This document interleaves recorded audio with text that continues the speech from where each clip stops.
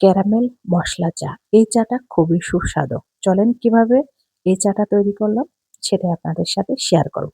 আমি অল্প একটু পানি দিয়ে দিচ্ছি, তার ভেতর চিনি দিয়ে দিচ্ছি ক্যারামেলটা তৈরি করার জন্য। হালকা তাপে ক্যারামেলটা তৈরি করবেন। আপনি এখানে আদা, দালচিনি, লবঙ্গ, গোলমরিচ সবকিছু একটু থেতো করে দিয়ে দেবেন। যেহেতু আমার ঘরে একটা মশলা চা আছে, যার কারণে আমি আর বাড়তি মশলা দিলাম না।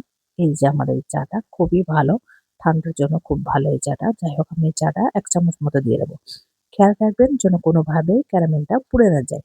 আর এই চাটা খুবই সুস্বাদু হয়, যেহেতু এটা দুধ চা আবার হচ্ছে ক্যারামেল বানিয়ে চাটা তৈরি করা হচ্ছে।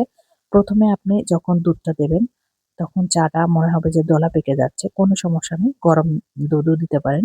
আপনি চাইলে ঠান্ডা দুধও দিতে পারেন, কোনো সমস্যা হবে না। আস্তে আস্তে দলাটা ছেড়ে যাবে যখন জাল হবে। একটু ভালো মতো জাল দিয়ে নেবেন।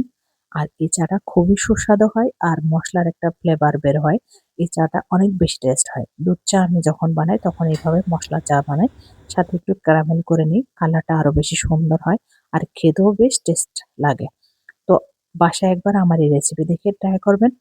অনেক সুন্দর এই চাটা আর এত সুন্দর একটা স্মেল বের হয়।